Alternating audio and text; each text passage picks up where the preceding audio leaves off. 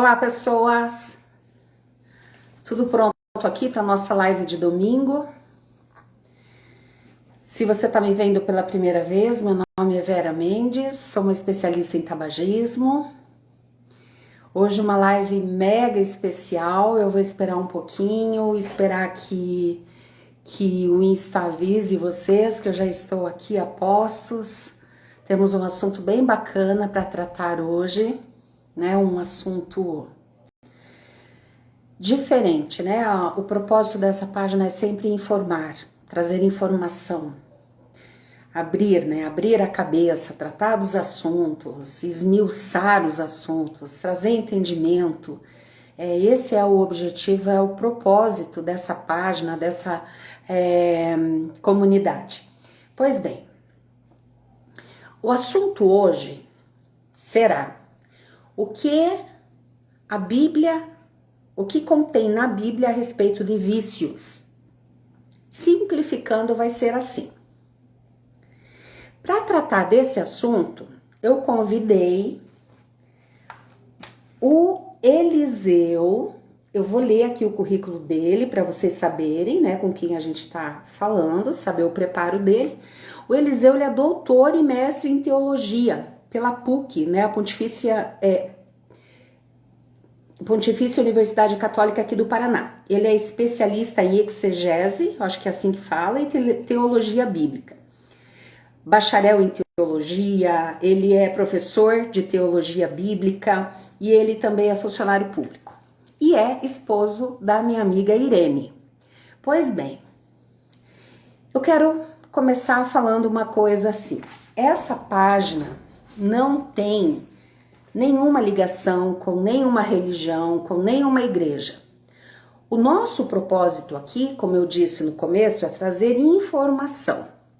E com esse propósito eu vou chamar aqui o nosso convidado Eliseu. Esta live fica gravada aqui, vocês sabem, vocês podem voltar aqui, podem assistir quantas vezes vocês quiserem, tá bem? Eu agradeço também quando você interage, você dá uma boa noite, você compartilha, você clica nesse aviãozinho aí e manda para pessoas que você conhece. Tudo isso ajuda muito no engajamento do vídeo, tá bem? Vamos lá. Vamos trabalhar, sem mais delongas.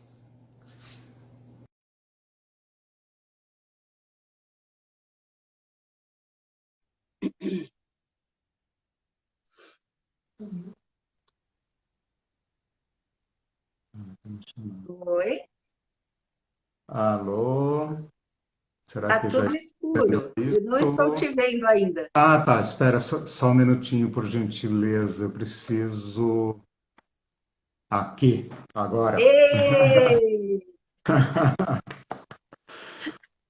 Tá Boa me noite, meu ouvindo, querido. Vera? Vocês estão me ouvindo? E vendo e ouvindo super bem. Ótimo. Eliseu, muito legal ter você aqui para esse bate-papo.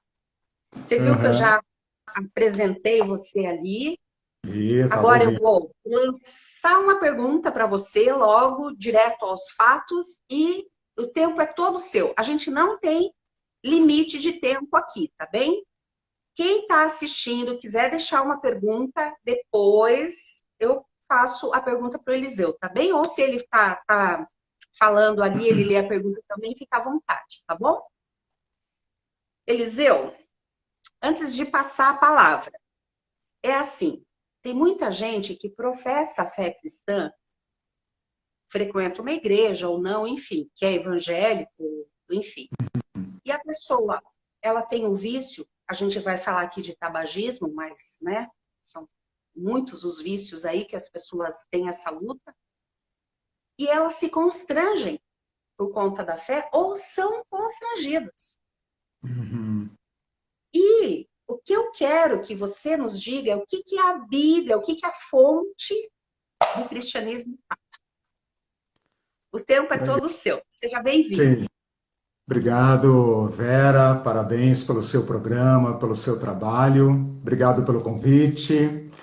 É uma grande satisfação poder participar dessa live aqui com seus seguidores. e poder tratar de um tema que eu considero muito relevante mesmo, sob diversos aspectos. É claro que eu vou falar aqui, como você propôs, a partir do ponto de vista teológico, bíblico e até eclesial, né? Eu quero estabelecer alguns parâmetros que voltado justamente para esclarecer as principais dúvidas e as confusões que permeiam aí essa relação entre igreja e fumo, né? Religião e tabagismo, para libertar, né? Libertar a consciência das pessoas e esclarecer, né? Eu acho que a religião deve ser sempre libertadora e libertadora de fato, né? Se ela não for libertadora, ela está errando contra os seus princípios. Vera e demais que nos ouvem, eu tenho uma experiência pessoal com o cigarro. Eu queria começar colocando esse meu depoimento pessoal, que é o seguinte: eu sou filho de um fumante regenerado, digamos assim, um ex-fumante. Aham. Meu pai é aquele tipo que começou a fumar no sítio. Eu acho que muita gente da geração mais velha, né, que veio do sítio, da vida rural, teve essa experiência de fumar no campo, porque meu pai dizia, o fumo espantava os insetos, né? Então era normal que todo mundo fumasse, cigarro de palha e etc. E ele fumou, então, desde a adolescência até a juventude, até os 30 anos por aí. E depois de casado, antes de começar a ter filhos, ele teve uma experiência de vir para a cidade grande, para São Paulo, né? As igrejas naquela época funcionavam como um novo lar desse povo que vinha do sítio, e então essa mudança de vida, né, tanto vir para a cidade como casar e como entrar numa comunidade de fé, o ajudaram, né, a largar o vício. E meu pai se tornou então um antitabagista. E é interessante que eu e meus irmãos, independentemente de seguirem a fé ou não, né, eu sou cristão, mas independentemente disso, todos eles se tornaram não fumantes. Quer dizer, meus irmãos nunca enveredaram pelo caminho do fumo. Então é uma experiência interessante, até positiva, digamos, com a fé, porque nós somos daquela geração, né? Você também, dessa geração que foi bombardeado por uma propaganda a respeito do fumo, né? Fumar na nossa adolescência, juventude, era extremamente importante e sociável, né? Então é interessante, eu queria colocar esse primeiro depoimento pessoal de uma pessoa que, mesmo sendo desta geração, do auge da propaganda do fumo, né, foi influenciado por uma experiência positiva e, por isso, não entramos no caminho do fumo. Bom, nem todas as experiências são positivas assim, né? Diga, Vera. Sabe que Hum, você lembra da época daquela propaganda da Hollywood, que era a coisa mais linda sim, do mundo, aquelas propagandas? sim, Foi a época que mais teve fumantes aqui no Brasil. Em torno de 35% dos sim. adultos fumavam. É, Muita gente, né? é. Por Era o favor, auge. Vera, me continua. corta quando você quiser, tá? Você que Tá, comanda aí, tá bom? Senão eu tá bem. desembesto a falar. Mas é interessante o seguinte, né? Nossa geração, então, viveu o auge da propaganda do cigarro, né? E Foi. como você acabou de dizer, muita gente entrou no fumo por aí, né? Nessa época. O ponto que eu queria destacar, Vera, é que nem todas as experiências de fumantes com a religião, e falando especificamente do cristianismo, né, quer católico, quer evangélico, principalmente os evangélicos, que foram sempre muito rígidos contra o fumo, nem todas as experiências são positivas. Então, eu acredito que a principal contribuição que eu posso dar aqui nessa live para o povo que tá nos ouvindo é fazer um esclarecimento sobre como a Bíblia trata o vício específico do cigarro. Então, eu vou começar do princípio o seguinte: pode parecer para quem já foi a uma igreja evangélica, ou é evangélico, ou não é evangélico, mas convive com parentes e amigos evangélicos, pode parecer que a proibição ao fumo é um tema central da nossa fé, como se não fumar, por exemplo, e não roubar tivesse o mesmo peso moral na nossa fé. Isso é falso. Por quê? Porque a Bíblia é um livro ambientado numa cultura de pelo menos 2000 anos atrás para trás, né? Quer dizer, o livro mais novo da Bíblia é do primeiro século da nossa era, e o fumo é uma prática muito moderna, né? O fumo é agora do século XVI, o fumo é americano, digamos assim, né? É um hábito dos povos originários das Américas. E daqui expandiu para o mundo. Então, os religiosos lá da Europa do século XVI, a partir daí, né, que já pega a reforma protestante, de onde vêm as igrejas protestantes, tiveram que lidar com o fumo como um assunto novo. Então, o que eu estou querendo dizer com isso? A Bíblia não fala nada sobre o fumo. A Bíblia não fala nada sobre diversos problemas. Isso não quer dizer que os cristãos, de modo geral, e os evangélicos em particular, sejam indiferentes ao tabagismo. Mas a nossa posição, a posição, digamos, teológica, né, a posição bíblica, ela é formulada a partir de analogias. O que eu quero dizer com isso? A gente vai, então, consultar a Bíblia, ver como ela tratava problemas parecidos com o tabagismo e, a partir daí, então, estabelecer um posicionamento que responda ao problema moderno do tabagismo. Então, essa é uma primeira pergunta que talvez, uma primeira resposta, digamos, que talvez muita gente não sabe que é tão claro assim. A Bíblia não fala nada sobre fumo. E o que as igrejas falam sobre o fumo, então, é uma resposta derivada, ou seja, uma resposta elaborada e que tem a ver, então, com casos análogos. Tá? Então, a partir de agora, feita esse esclarecimento, eu queria fazer uma clara distinção entre o que a Bíblia diz ou o que nós podemos extrair da Bíblia versus aquilo que as igrejas dizem, porque tem uma diferença, né? Na Bíblia, nós vamos procurar orientação ética, orientação moral, aquilo que a nossa fé estabelece como preceito, né? É claro que toda fé tem suas permissões e suas proibições compatíveis. Mas isso é diferente daquilo que os grupamentos eclesiais, ou seja, as igrejas, pensam a respeito. Né? É importante fazer essa diferença, porque para muitas pessoas que nos ouvem, fumar é pecado, simples assim. É pecado porque a Bíblia diz. Bom, eu estou dizendo, a Bíblia não diz, e estou dizendo que o assunto não se enquadra em nenhuma tipificação de pecado. A resposta que nós podemos tirar das Escrituras, dos ensinos de Jesus para lidar com o fumo, não está no campo dos pecados, ou seja, não é um problema moral. Eu acredito que essa seja uma distinção, digamos, surpreendente, né? Para quem, digamos, convive, conhece com a cultura crente, vamos dizer assim. Os crentes têm razões históricas particulares para serem contra o fumo. Não sei se isso ficou claro, Vera. Você quer fazer alguma intervenção? Não, ficou bastante claro. Então, duas coisas, né? Eu sou professor, então eu vou fazer as minhas recapitulações, né? Meus tiques de professor, né? Bom, primeira coisa que eu falei é a Bíblia não fala sobre cigarro.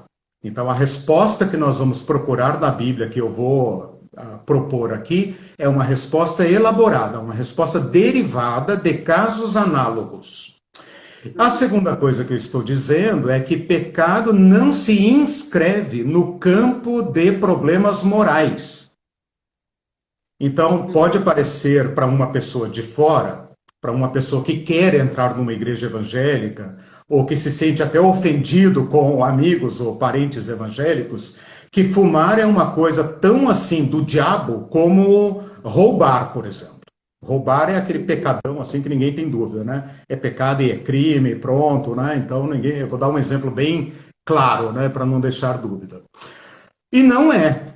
Nós vamos lidar com a questão do tabagismo em outro campo, no campo das liberdades, porque uma tese fundamental do cristianismo, de Cristo, né, e daquilo que nós seguimos como tradição de Cristo, é as liberdades individuais, a liberdade integral do ser humano. Então, tudo que toca o ser humano no sentido de escravizá-lo, de atacar sua dignidade, sua plenitude, interessa ao cristianismo. Porque Jesus Cristo e aqueles que o seguiram, os apóstolos, né, que escreveram os livros do Novo Testamento, apresentam a mensagem de Cristo como sendo libertadora. E essa libertação, ela tem que se dar no campo, ela tem que se dar, digamos, em nível integral, né? E tudo. Nesse sentido, o fumo nos interessa. E interessa também num outro aspecto que é muito particular à fé cristã, que é a importância do corpo, né? Diversas religiões de outras estirpes, por exemplo, religiões orientais, né? Religiões esotéricas, têm um outro parecer, uma outra visão a respeito do corpo. A fé cristã não. Pode até parecer também surpreendente aí para o povo, né, que conhece a cultura cristã, né, e toda a cultura e a história, né, pode até parecer surpreendente. Mas para a fé cristã, o corpo tem importância central, né? Digo aqui, para não se delongar nesse ponto, a questão da ressurreição. Né? A ressurreição é uma doutrina central da fé cristã, é uma marca distintiva, né? Entre cristianismo e qualquer outra religião. Não existe outra religião que fale da ressurreição como o cristianismo fala. Ora, qual a importância da ressurreição, né? Se o corpo não é importante? Então, esse é um outro aspecto que eu já, digamos, estou aqui cantando a bola, né? Um segundo aspecto no qual o tabagismo se torna importante para a fé cristã. Então, resumindo, eu coloquei aqui dois aspectos, né, que tornam o tabagismo importante para a fé cristã. No campo das liberdades, da liberdade integral do ser humano, ou seja, o ser humano não subordinado a nenhum tipo de condicionamento que afete a sua liberdade. Tipo, quero parar de fumar, mas não posso. Sou escravo do vício. E isso torna o tabagismo importante para a fé cristã. E outra questão é o cuidado do corpo.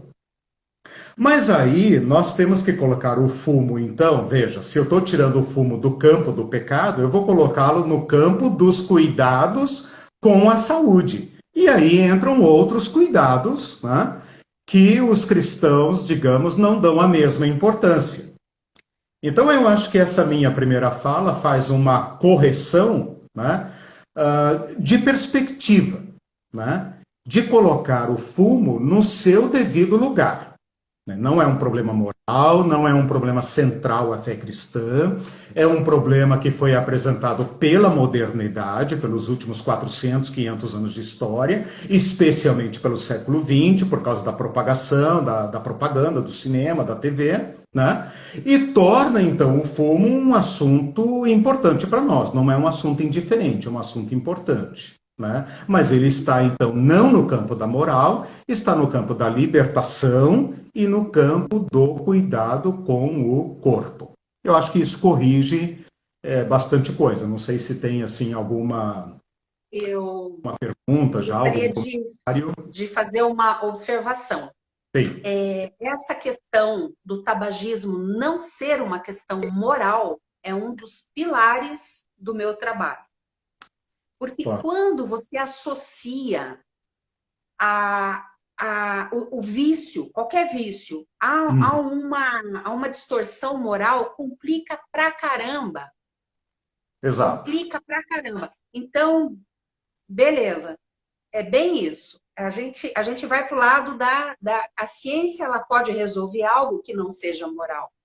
Ela pode resolver Sim. algo que seja um vício, uma compulsão, uma mentalidade viciada. Não é, né, não é a minha ética. Então, tem uma fala terrível aí no universo do tabagista, que é a falta de vergonha na cara. Então, isso, Eliseu, uma coisa que corta profundamente o meu coração, porque eu conheço inúmeras pessoas, eu falo com tabagistas todos os dias e eu posso garantir que todo mundo tem vergonha na cara.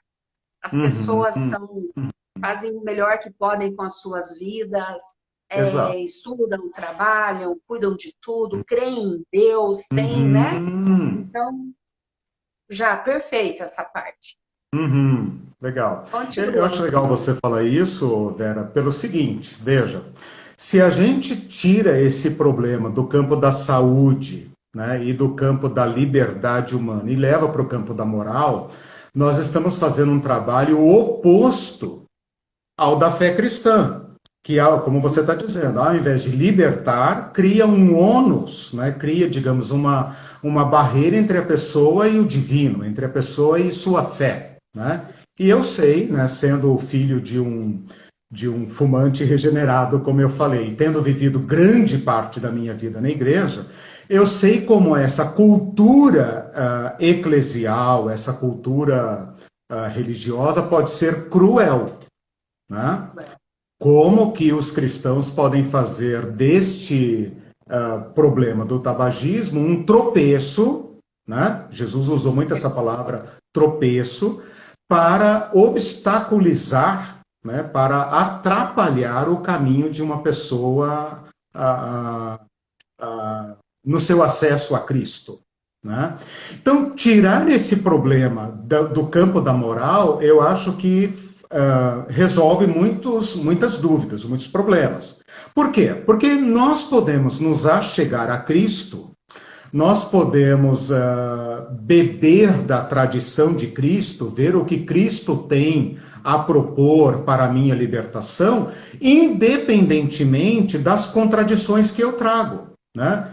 Porque agora, nessa perspectiva que nós estamos colocando, o fumo está ao lado de outras agressões ao corpo. Por exemplo, olha que interessante, quando eu falei de analogia, né?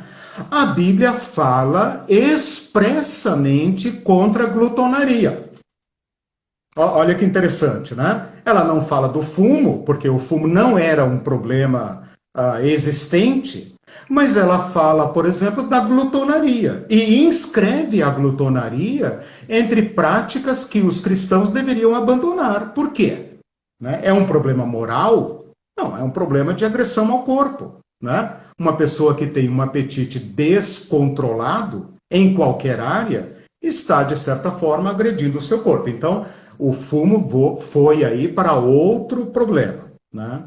Então, voltando àquela tua pergunta inicial sobre o que a Bíblia diz sobre o fumo, bom, a Bíblia não trata sobre o fumo, a Bíblia trata de questões de libertação do ser humano. Nesse sentido, eu incentivaria, né, todos aqueles que entendem essa proposição a procurarem nas palavras de Cristo livremente, né, as suas propostas, os seus preceitos para o resgate da dignidade humana, né? Uma coisa que me entristece em qualquer vício é exatamente quando a pessoa quer largá-lo e não consegue, né? Aí a pessoa descobre uma das suas, digamos, servidões, né? Uma das suas escravidões, né? E em qualquer área em que essas escravidões, entre aspas, né, se manifestam na nossa vida, Cristo tem uma proposta para o ser humano no sentido integral. Então, para o fumante, pode ser uma questão do fumo, tipo, eu quero largar o fumo, né? Estou consciente. Mas para mim pode ser outra questão, né? Pode ser, por exemplo, sei lá, problema de excesso de gordura que vai Todos me. os excessos. Não vai matar, por Todos exemplo, os de câncer excessos. do pulmão, mas vai matar de infarto. Então, assim, é uma agressão ao meu organismo, né? Então, esses Sabe, excessos, né, interessam. sabe, Eliseu, uma coisa que, assim, eu posso garantir que para a maioria dos fumantes, o que mais incomoda é justamente a escravidão ao vício. Uhum, Porque chega a um ponto, depois de décadas fumando, uhum, que a pessoa ela tem tantas privações, ela não. Sabe, gente assim que não pode pegar o neto no colo porque está cheirando uhum, cigarro? uhum, Não pode ir na casa do filho porque o filho tem asma, tem bronquite e ele sente o cheiro de cigarro. Então é claro que todo mundo pensa na saúde, sabe que mais cedo ou mais uhum, tarde vai dar algo errado, mas que é isso. É a uhum, escravidão é o que mais incomoda, é o que mais entristece o tabagista. uhum, uhum. A fé cristã, né, e aí eu entro mais ainda para dentro do campo teológico, né, a fé em Cristo é para nós uma energia, um poder libertador. Né? Então, há casos, você deve saber bem disso, né? Há casos em que a pessoa consegue abandonar o vício do tabagismo ou outro, né, com maior facilidade. Né? Por exemplo, eu tenho o caso do meu pai, por exemplo. O caso do meu pai, ele teve esse constrangimento, sabe? De querer se batizar, ele estava tão encantado com a fé cristã, com a comunhão dos irmãos e tal, que ele quis se batizar, mas ele falou para o conselheiro dele, olha, mas tem um problema, eu ainda fumo. E o cara foi tão sábio, né? Isso lá nos anos 60, né? Eu acredito que foi assim, de uma sabedoria vanguardista, né? Ele falou: não tem problema, cara. Marca teu batismo. E meu pai fumou até o dia do batismo. Antes de ir para a igreja, ele fumou o cigarro dele. E ele conta para nós, né, porque isso foi antes da gente nascer, ele conta para nós que depois de se batizar, ele se sentiu tão feliz com aquela nova experiência e tentou fumar. E não conseguiu. E descobriu aí uma aversão ao cigarro. Então, lá nos anos 70, 80, quando não tinha toda essa campanha do governo contra o tabagismo, as pessoas fumavam em ônibus, né? A gente que é mais maduro lembra disso. Meu pai era aquele chato, entendeu? Aquele chato que falava, ô cidadão, o senhor não pode, tá? Meu pai comprava briga com todo mundo. Mas ele tem uma experiência diferente, por exemplo, com o alcoolismo. Né? Meu pai não foi alcoólatra, mas meu pai era aquele cara do sítio que tomava os traguinhos, saía com os colegas, ia para os bailes e tal, e bebia. Né? Meu pai não experimentou a mesma libertação, digamos, em relação ao álcool. Em relação ao álcool, ele manteve uma vigilância permanente com, inclusive, algumas recaídas e novas recuperações, entende? Até depois de velho já, quando eu já tinha os netos, eu já não estava mais em casa, ele ainda teve recaídas. E ele tratava isso com aquela, tipo assim, ó, eu e o álcool, é ele lá e eu aqui, eu não facilito, eu não brinco. Já com o cigarro, ele desenvolveu uma aversão ao ponto de nunca mais se sentir tentado. Então, veja, a fé cristã não é apenas uma metodologia de alguma coisa, né? É por isso que eu acho que, por isso que no começo da minha fala eu fiz uma diferença entre o que a Bíblia diz, ou o que nós podemos aprender da Bíblia,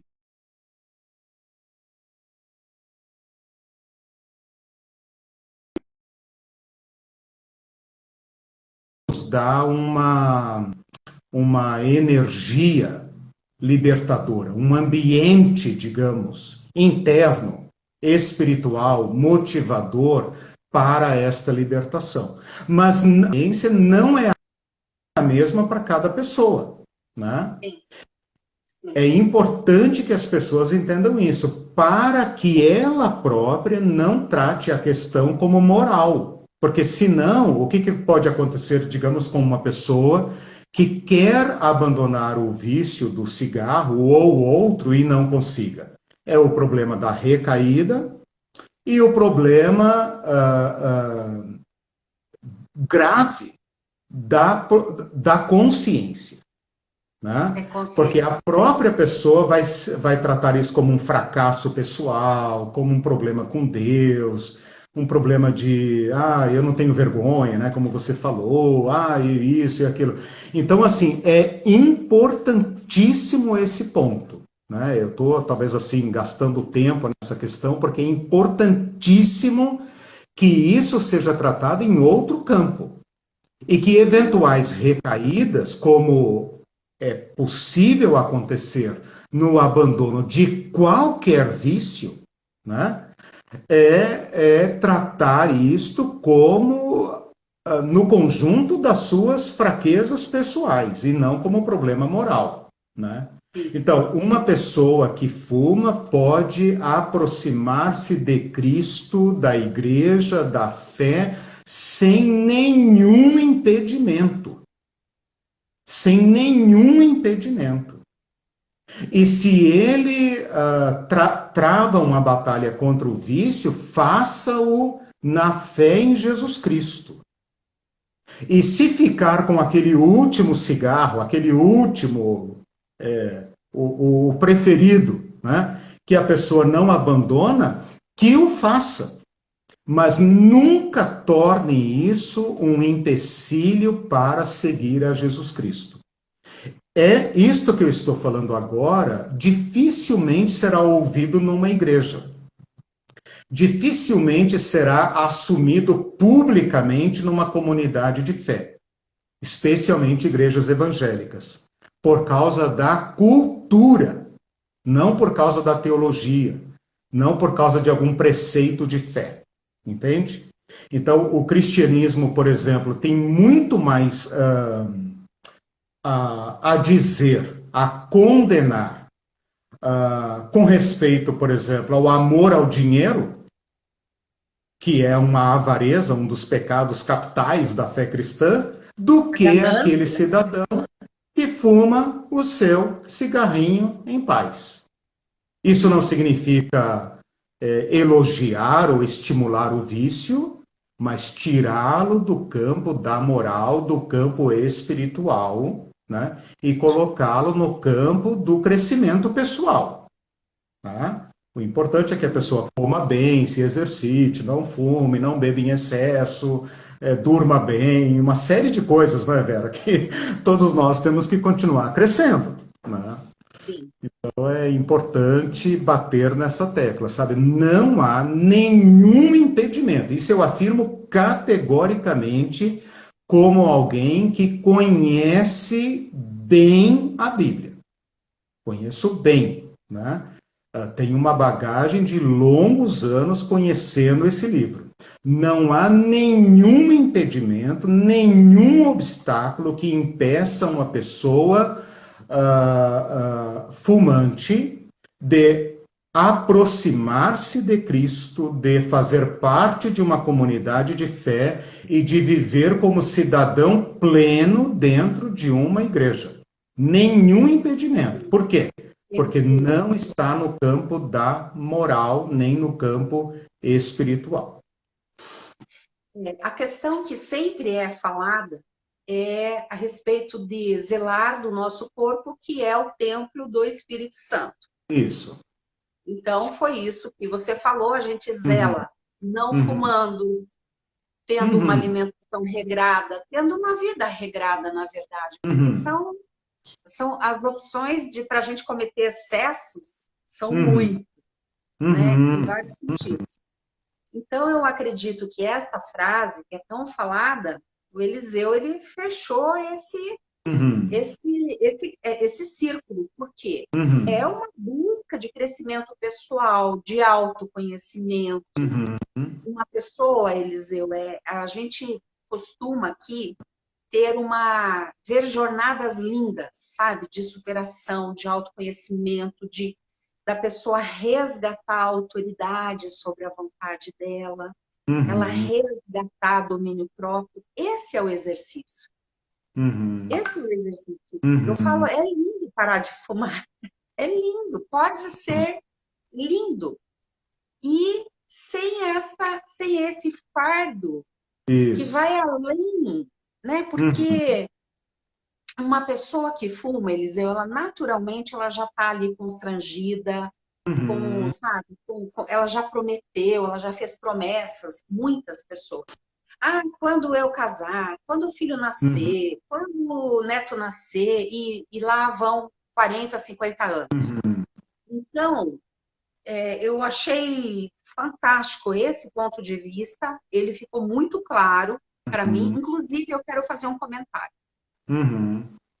Uma vez eu estava conversando com uma pessoa e a pessoa falou assim, tem o Spurgeon, né, que foi um pastor, um pregador muito formidável, né?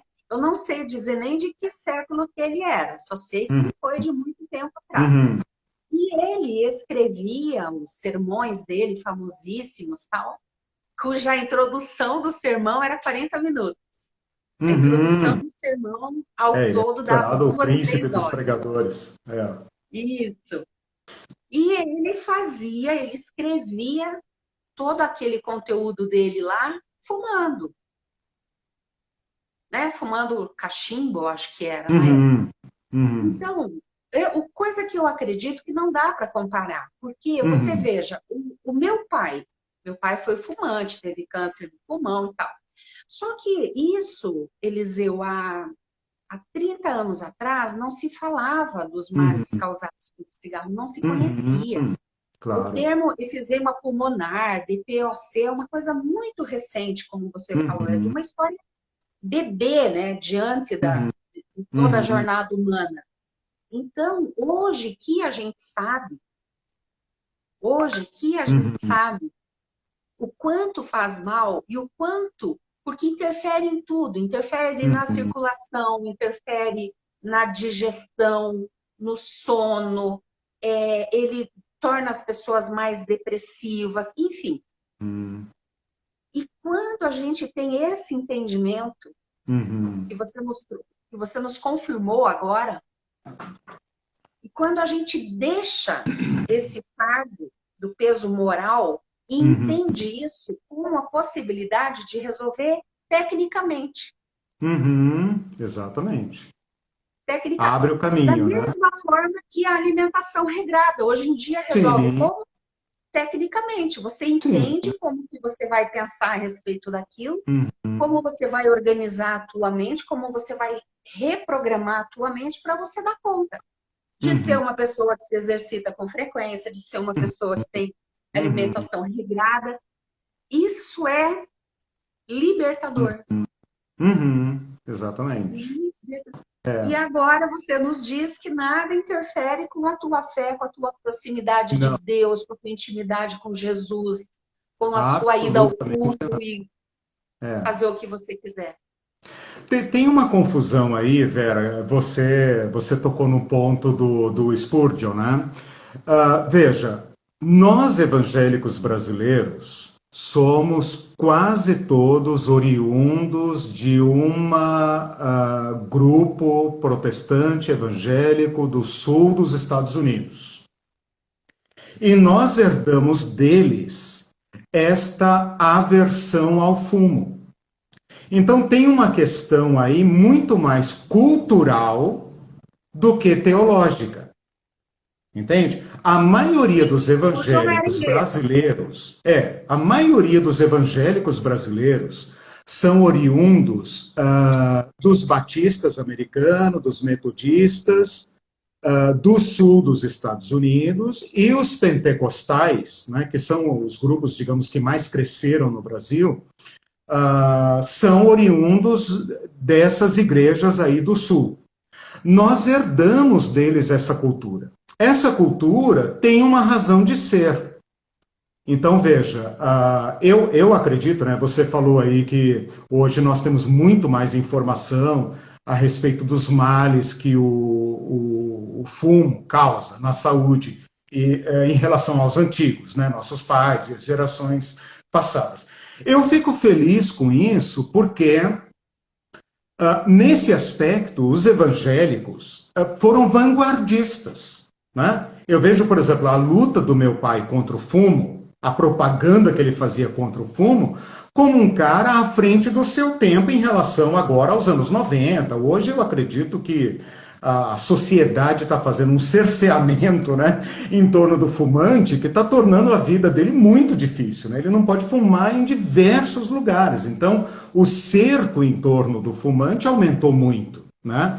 Nesse sentido, os evangélicos foram vanguardistas. Eu dou graças a Deus pelo meu pai que me resguardou de experimentar o fumo, né? Eu sou dessa geração que deveria ter sido fumante. Mas é uma questão cultural.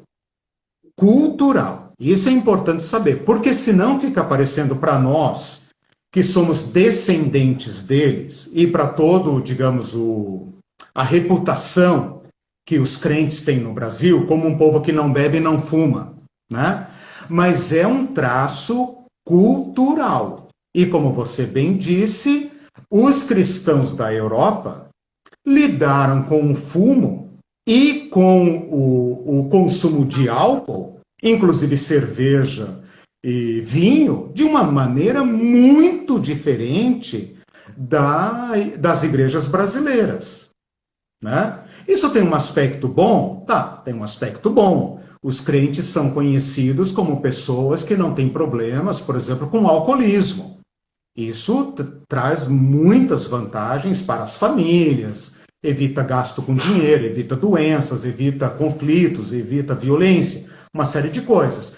Mas tem aí um efeito colateral. Qual que é o efeito colateral? É transformar isso num problema moral daquele nível. Eu não faço, eu não fumo, eu não bebo, você é pecador. Vaidade moral, né?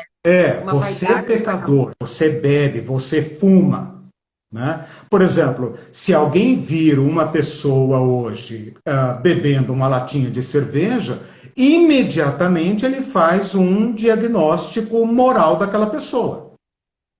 É impossível na cabeça de um brasileiro que a pessoa beba a sua cervejinha gelada lendo a Bíblia, por exemplo, né? Ou participando de uma reunião de oração entre amigos. Impossível. Coisa que na Europa seria perfeitamente possível, né? Um alemão, por exemplo, vai dizer que um cristão alemão luterano não bebe a cerveja caseira dele, né? Ou que o C.S. Lewis, por exemplo, né? Você citou o Spurgeon, que é do século XIX. O C.S. Lewis, que é um autor muito conhecido no Brasil, muito popular, né? É autor das Crônicas de Nárnia, filmes que foram transformados em cinema, em filmes famosos, né? E era fumante, entendeu?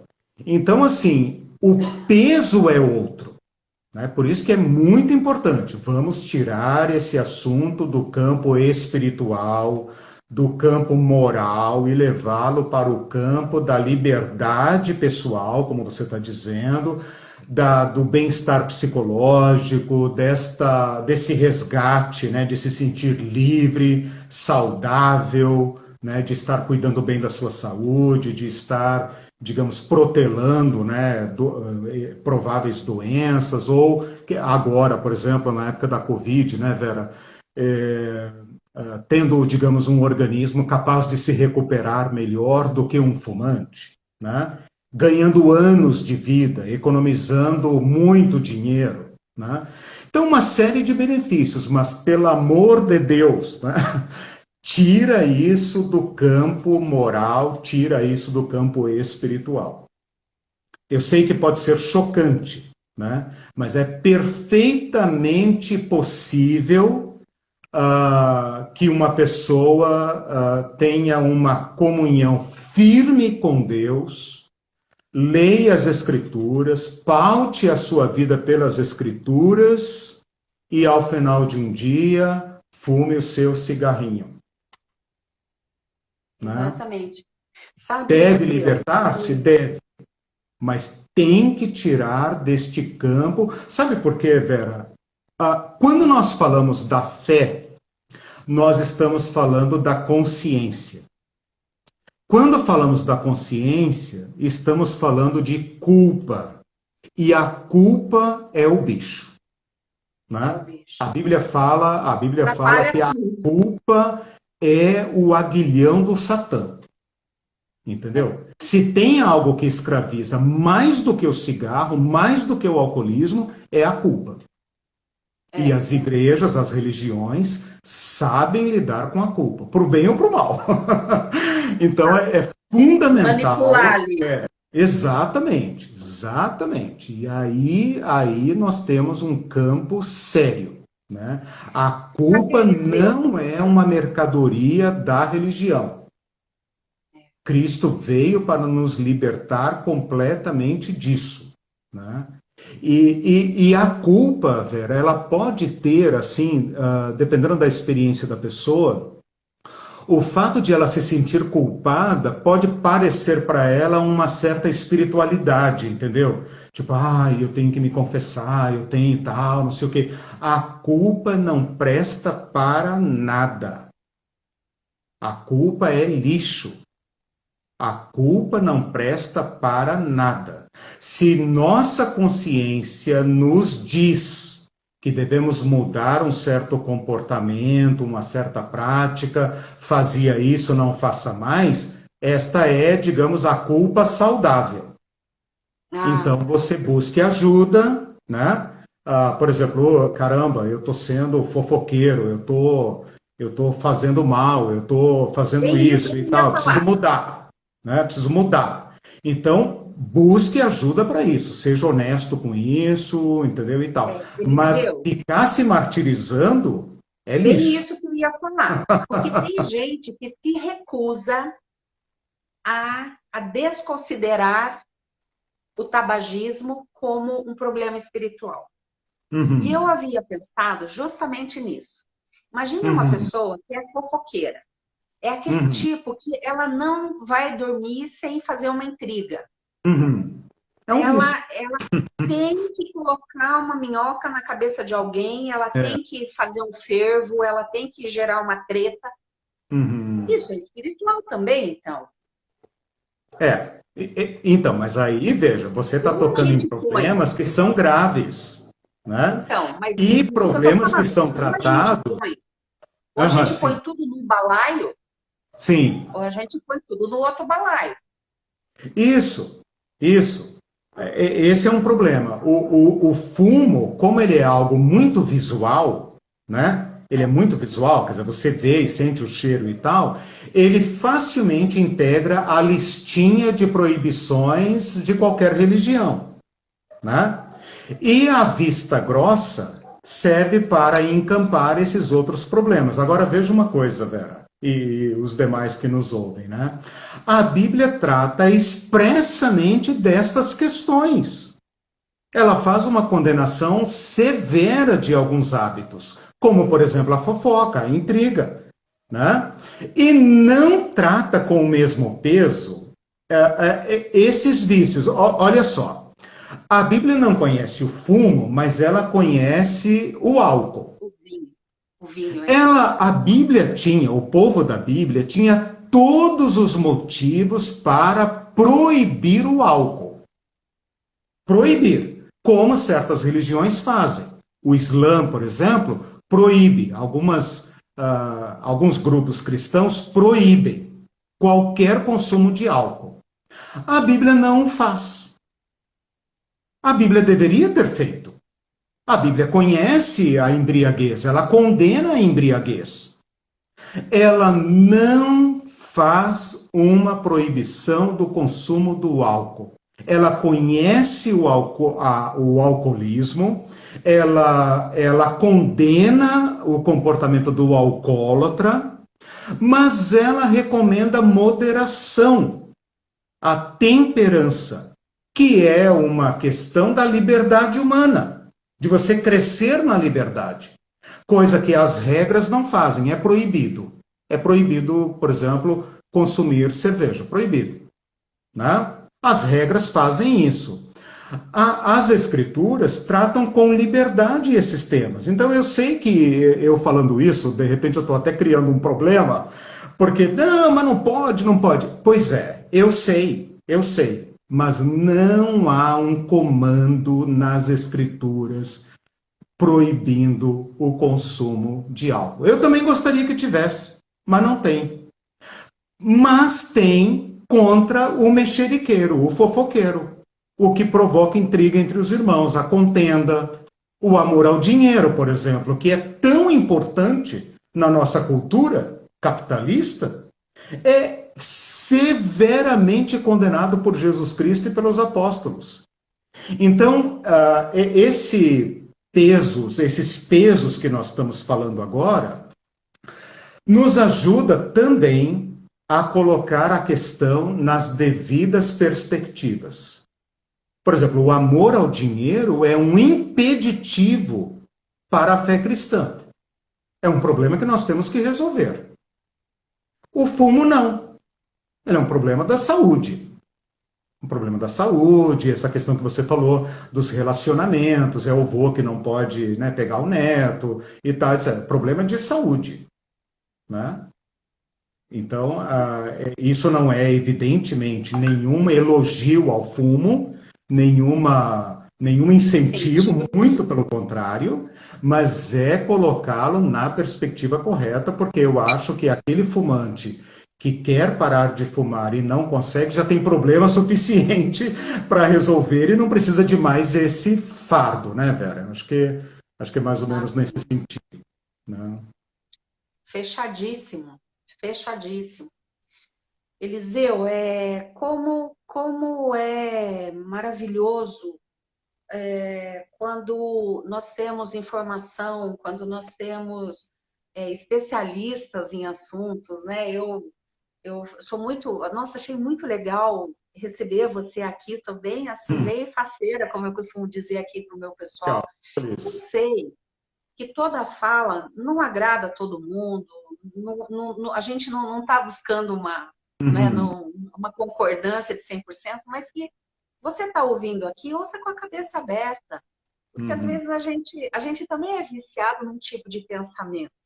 O que a gente precisa ver é se esse jeito que a gente pensa, esse jeito que a gente encara, se ele está nos impulsionando para resolver ou não, né? Porque muitas vezes a culpa, a vergonha, isso pode até dar uma falsa impressão de que, como você falou, né? Eu tenho consciência religiosa e tal. Só que se isso te paralisa, se isso faz com que você não libere a tua criatividade, porque os problemas todos, eu acho que a gente resolve com a informação, com criatividade, com paciência, tudo você vai resolver desse jeito. Se você percebe, você identifica alguma coisa em você, seja, sabe, peso de consciência, vergonha, constrangimento, que te paralisa, que te desanima, se livre disso. Se livre disso, simplesmente. E, como a gente diz aqui, né, arriba e avante. Eliseu, deixa eu te fazer uma pergunta. Eu sei que você está para começar um curso. Primeiro assim, gente, o Eliseu, ele tem um canal no YouTube que chama Teologia Pé no Chão. Quando terminar a live aqui, você clica no meu perfil. No meu perfil, lá na minha bio, tem o link do canal do Eliseu para você entrar lá e se inscrever. Agora, eu quero que o Eliseu convide a moçada para vir para esse teu curso. É gratuito, é maravilhoso. Convida o pessoal aí. Isso. Sim, podem visitar lá o canal Teologia Pé no Chão, eu produzo bastante material, tudo gratuito, tudo aberto lá, tem cursos longos, cursos pequenos. Nós vamos começar a partir de domingo que vem um curso chamado Jesus e a Política Pé no Chão. Pé no Chão é um tipo de perspectiva que eu uso justamente para tratar de problemas bem concretos, né? Eu acho que a teologia, ela tem, a religião, a igreja de modo geral, ela tem uma tendência de decolar para as nuvens, né, e tratar de assuntos abstratos, né? Então eu coloco sempre no meu, tanto o nome do canal que eu e minha esposa fazemos, como o nome do título, né, dos cursos, essa perspectiva, né? Pé no chão. Então, o tema desse ano será Jesus e a política pé no chão, porque as pessoas pensam que Jesus só tratou de assuntos celestiais e não tratou de assuntos concretos das pessoas, né? E como esse foi o tema do meu doutorado, eu vou compartilhar com as pessoas. Ótimo, querido. Obrigado E por ter siga o Eliseu também divulgado. aqui, que tá. Desculpa. Não, obrigado por ter divulgado o meu trabalho. Isso, sim, sim. Eu falo para o pessoal, olha, a internet é hipnótica, né? Assim, você Uhum, começa a ver um TikTok, começa a ver um Reels, quando você vê, consumiu 2, 3 horas do teu dia. uhum, E que, por outro lado, tem muita coisa bacana, coisa que faz a gente abrir a cabeça, que faz a gente se revigorar para a vida, aprender novas formas de pensar. E eu sempre estimulo a minha galera aqui, falo, gente, vamos uhum, estudar, vamos aprender. Para com esse negócio de bom dia, boa tarde nos grupos aí. Vamos postar uhum, link, vamos todo dia assistir um vídeo que nem a gente não tem a uhum, nutrição física, né? Todo dia você tem que comer as coisas certinho, tem uhum. que ter aquela quantidade de sono. A nossa mente também precisa.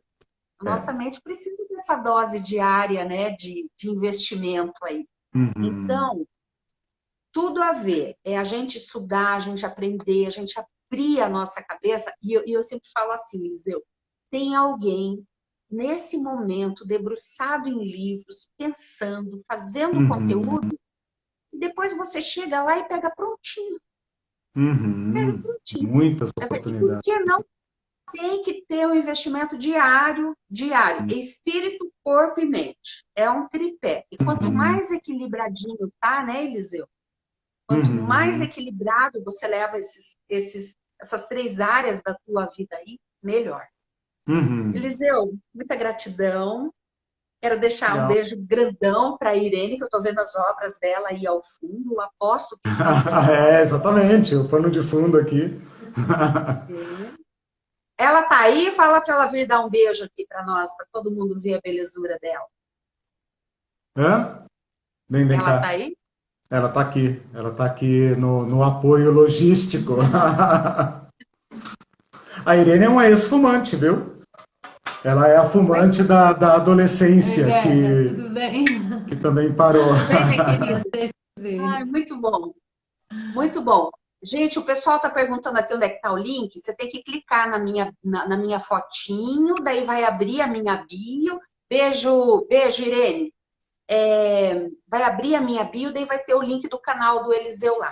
Tá bem, Eliseu? Muita Legal. gratidão. Beijo para vocês, uma super Obrigado, semana e Vera. ó, as portas estão sempre abertas para você trazer informação, para você trazer assuntos de ponta aqui para nós, tá bem? Obrigado, muito obrigado. Parabéns pelo teu trabalho, viu? Admirável a tua Obrigada. luta e a tua garra de levar esse conhecimento para as pessoas numa área tão importante, né? Legal. Isso mesmo. Obrigada, querido. Ó, tem gente aqui perguntando sobre visão espírita. O canal está aberto para visão espírita, para visão budista, sabe? O canal está aberto. Quem tem aí domínio sobre esses assuntos, quiser entrar em contato, a gente conversa e as portas estão abertas. Eliseu, fica com Deus. Um beijão para você, para a Irene Legal. e para a Tchau. Boa galera noite aí. para todos. Obrigado por terem me ouvido. Tchau, querido. Obrigada. Tchau.